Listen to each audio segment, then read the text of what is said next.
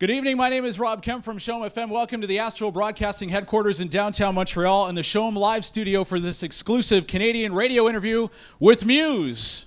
Hello. Radio people in the audience. Very cool. Stunned silent. They've released 6 studio albums, 3 live albums dating back to 1999. They have won a collection of music awards, including 5 MTV Europe Awards, 6 Q Awards, 8 MME Awards, 2 Brit Awards, an MTV, VMA, an AMA, and a Grammy for Best Album. Please welcome from England, Matt Bellamy and Dominic Howard from Muse, once again. I feel like I'm a boxing match or something. Hello. Let's get ready to rumble. Hi, guys. Thanks, first of all, for stopping by here today. Good, thanks for having us. Yeah, it's great to be here. Great city, beautiful city. Well, I was telling you guys earlier, I apologize for the weather. Normally this time of year in Montreal, it's much warmer. There's a lot more sundresses around town. Not by me, but there's, it's not necessarily jacket weather. So. Well, it's been a nice day. It's gorgeous out there. Yeah, it's been nice. lovely and sunny, even though, I walked all the way around the old port and everything, the old town. Place to be in Montreal, yeah. I had a coffee on some Amherst place that was really nice. I got to thank you guys for choosing CHOM and Astral here for your only Canadian radio interview. Is there 2 back-to-back sold-out shows here at the Bell Centre? You stuck around to do your day off here in Montreal. Is there a connection with you guys in Montreal, an affinity for the city in particular? We've always had great concerts here. We noticed that the crowd here seemed to pick up probably faster than anywhere else even anywhere in North America, I'd say. It might be because of the French connection. We've always had a great following in France, and some of our best concerts have been in Paris, so I'm not sure if there's a connection there. But from our first tour in North America, Montreal always stood out as being one of the best audiences, yeah. For those of you watching, you'll note that Chris is not here.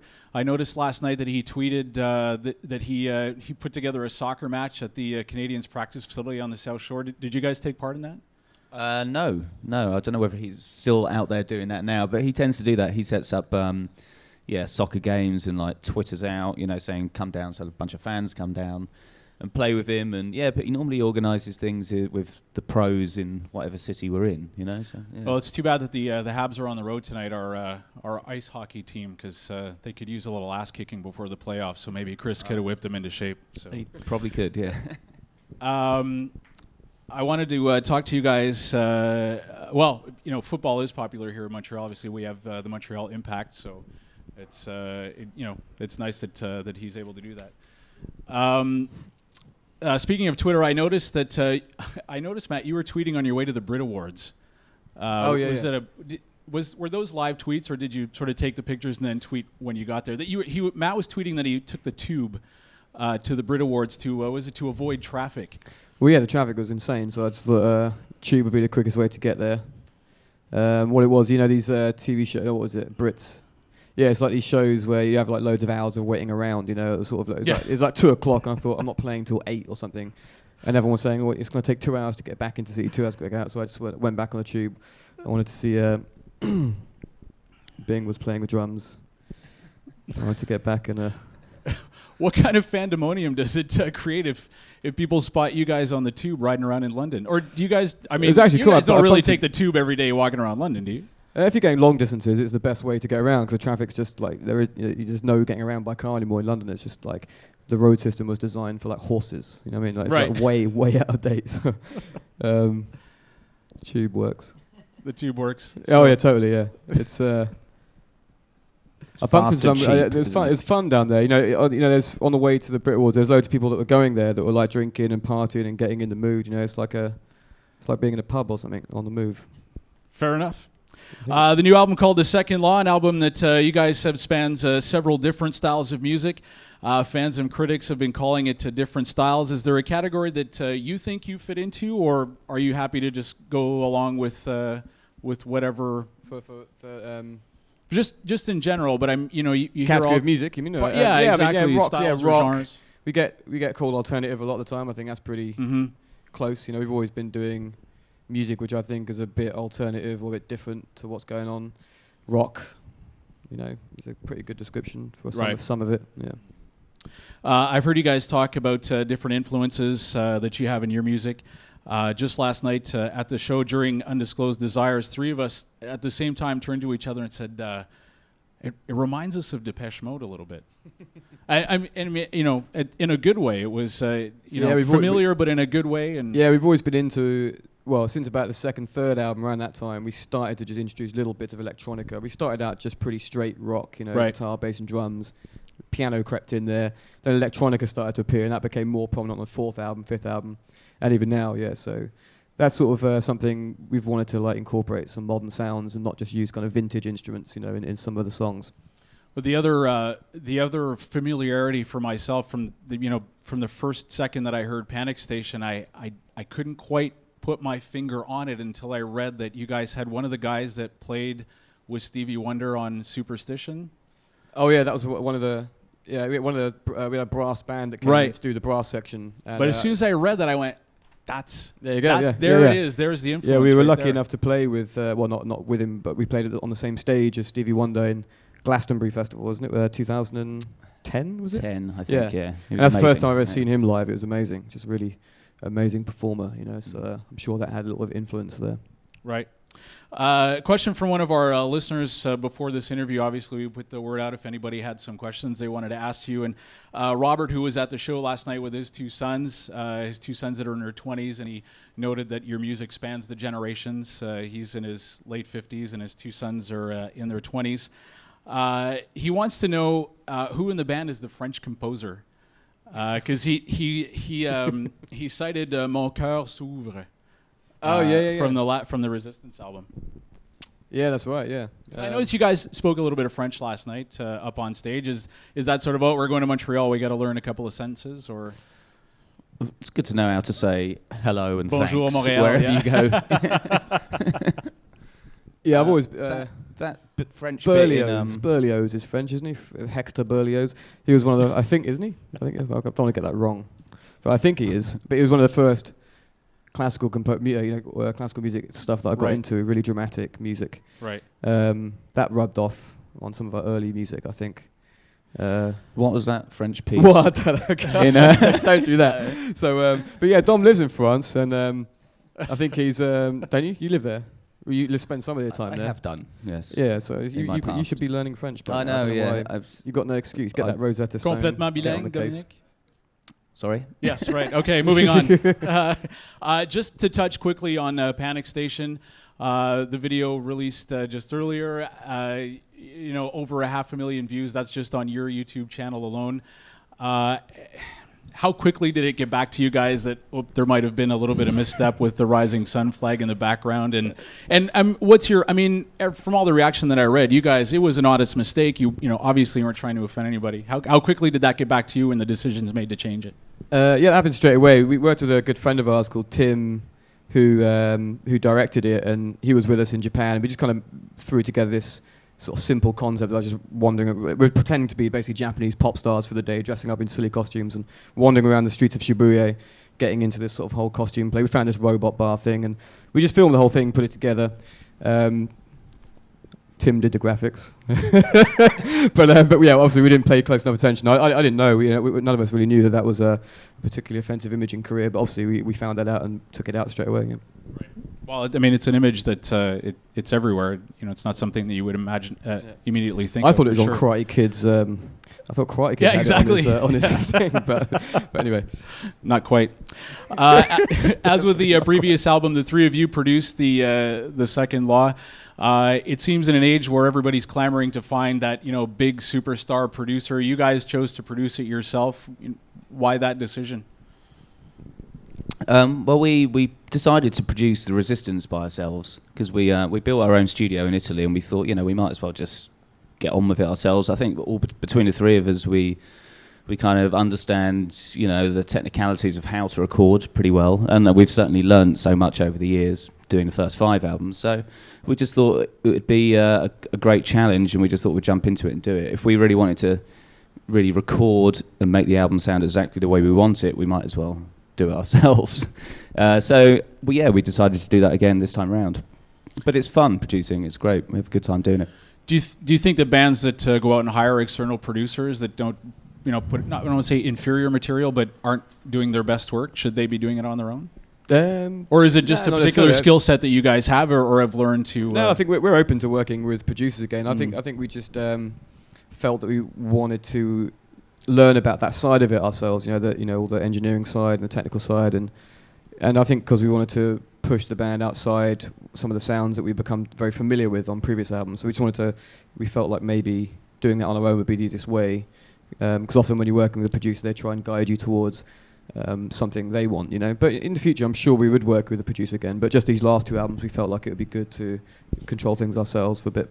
Is there a wish list of producers? If you guys could sort of pick any producer off the tree that you would want to work with, or go back to a producer you've worked with in the past?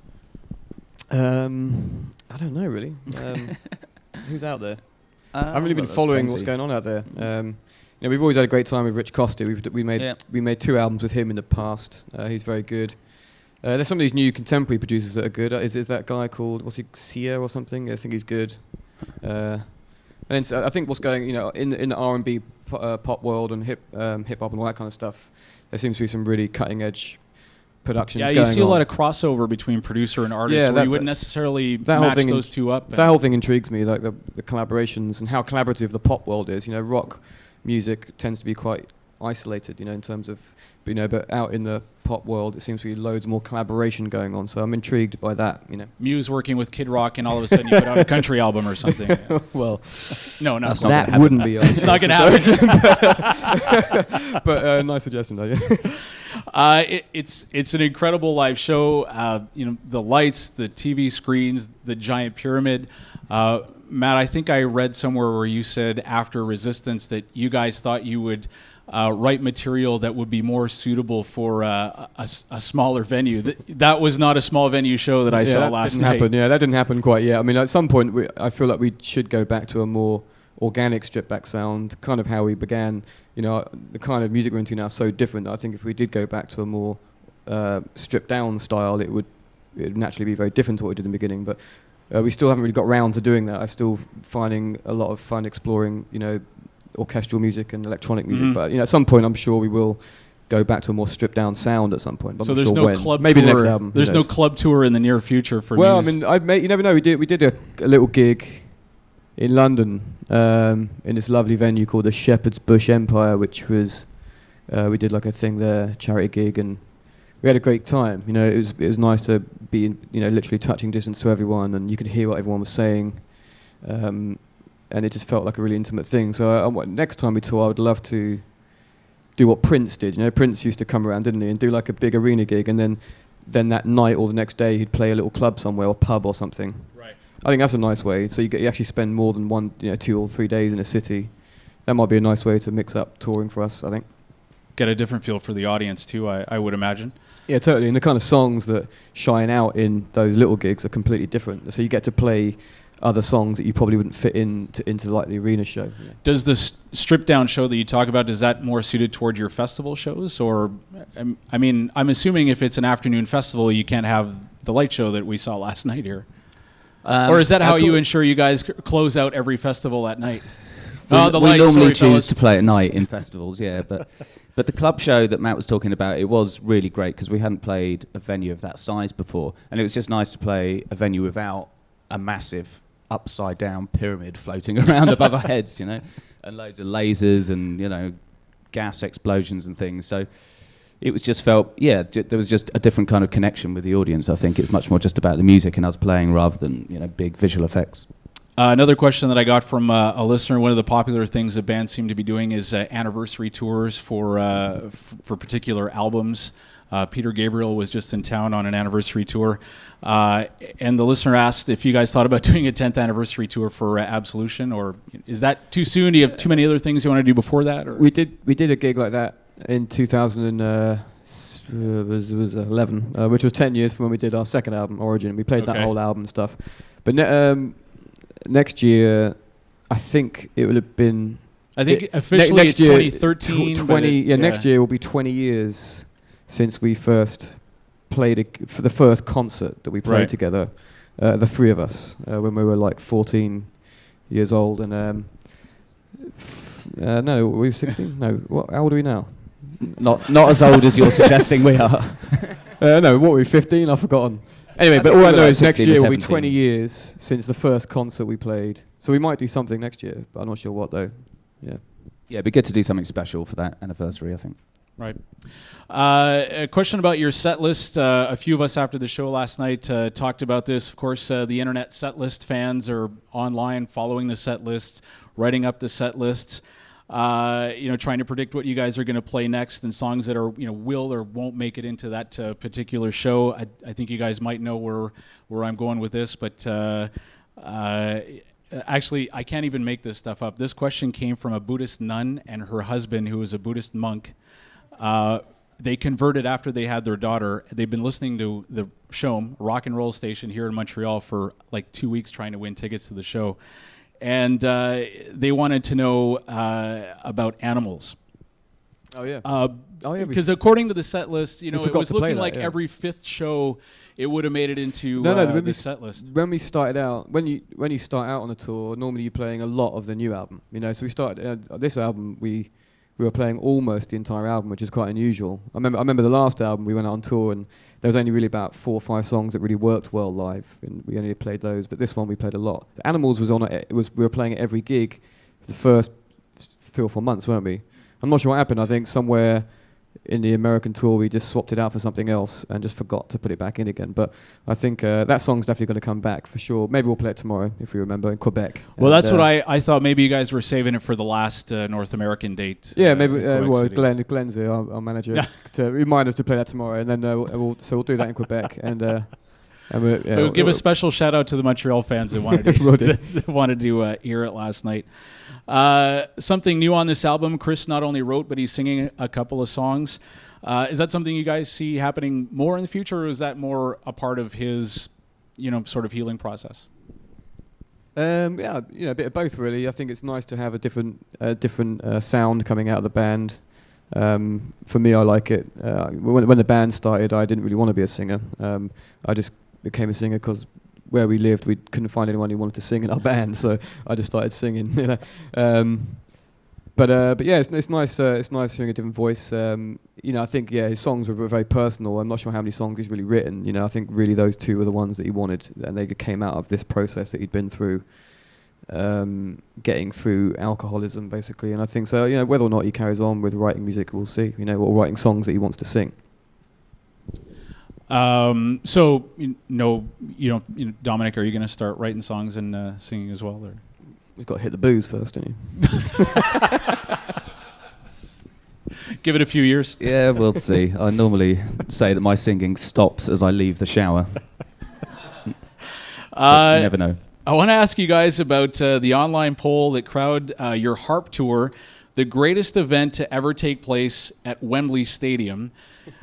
You beat out, among other things, Live Aid, England's 1966 That's ridiculous. World Cup victory, Michael Jackson's Bad Tour, and Queen's 1986 Magic Tour. It was an online poll. I think it was like 60,000 people that voted. What kind of reaction? I mean, it shows the demographic of who uses the internet, because all those other events, the people who would have voted for them probably don't have the internet. Right. It's like people in their 50s and 60s who remembered those events. So yeah, I mean, all the old cadres that were cheering on England for the World Cup victory. I can't believe that anyone would put us above England beating Germany in 1966. That's just a historic event, I mean, you can't beat that. We had the graphic up of it before, but my favorite description. Oh, there it is. My favorite description of the album artwork was neon broccoli. The neon broccoli. Or what was that? What are those silly wigs you can buy? For party wigs. It looks like the troll wigs. Yeah, that last one was the one. Oh, there that it is. Yeah, that's the front cover. I think that last one you just showed was the one that I put my face in, so it looked like I had a day glow, Mohican. But it's actually, it's an image. It's a 3D image of a brain, and the neurons in the brain, and all the different colours. I think that one's the nerves that go down the neck. That's the brain. Right. What it is, it's not the brain. It's all the neuron connections in the brain represented as lines essentially. So you can see like where it goes down the neck. Where's the other image? Here it comes. Well, it was there a second ago. That's just the logo. There it is. I think that's the neck or something. All right. Yeah, it's kind of Yeah, interesting. I like neon broccoli, Something so- to talk about, innit? You know what I mean? At the risk of exposing myself as a gleek, my wife made me ask this question: how much vocal training did you give Kate for her arc on Glee? No, she didn't email. She's actually a really good singer. She's I couldn't believe it when I first met her. She sat on the piano and started playing all these songs, and I was like, wow, hold on a minute. She's been singing all her life, you know. I think really that's what she would have loved to do, you know. But she obviously went into acting and stuff, and then so finding these roles where she gets to sing, I think she really enjoys that stuff. I didn't have to give her any. She gives me lessons actually. They didn't try to convince you to come on the show? What, on Glee? Yeah. I mean, you know. I won't want to Yes, bring but no, the it's not vibe gonna down. happen. Do you know what I mean? I think it might. Anyway, I don't know, maybe. Dom, I think you should get on there in your Spider-Man costume. Priceless TV, that would be, wouldn't it? Yeah. Priceless. Don't you fancy Leah Michele, don't you? Is that what she's called, Leah Michele? Which one's that? That's the main one. Oh, That's is the it? main girl, isn't it? I I think she's single now. You're single. Oh, there you go. I don't actually watch it though. But I can hook you up. I know Hey, someone who knows Matt's someone. got the I know people who know connections, people. He knows everybody. I think she's single. Isn't she? No. No, that's it. Oh, maybe I've blown it there. I don't know. The fucking tabloids. You know, it's shit these days. Everything I say gets printed up. Sorry, just can you delete that bit? Delete that it's bit. live on radio, isn't it?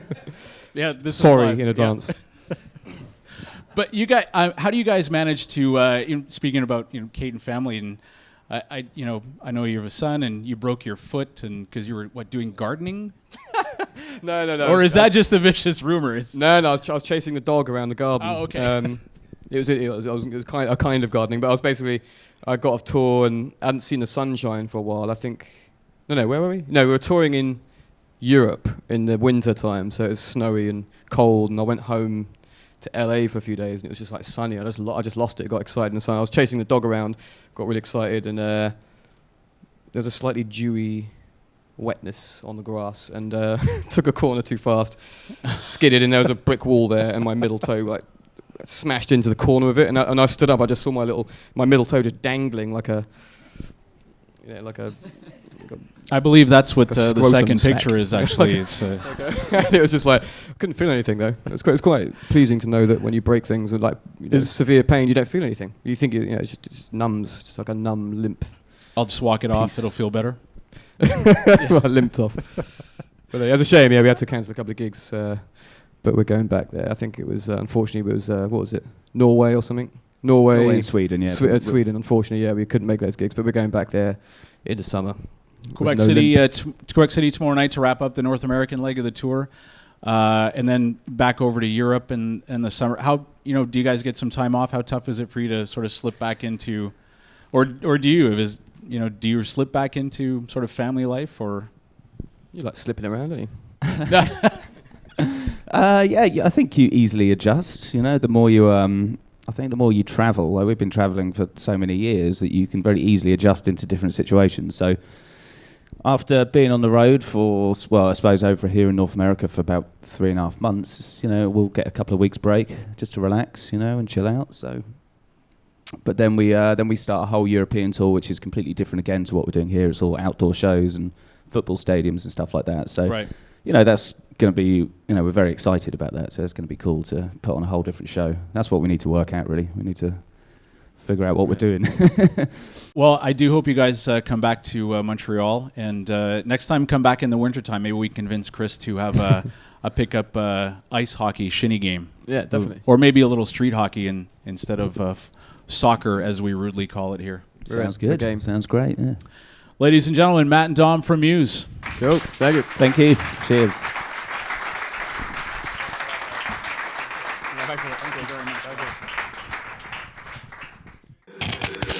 The spirit of rock. 97.7.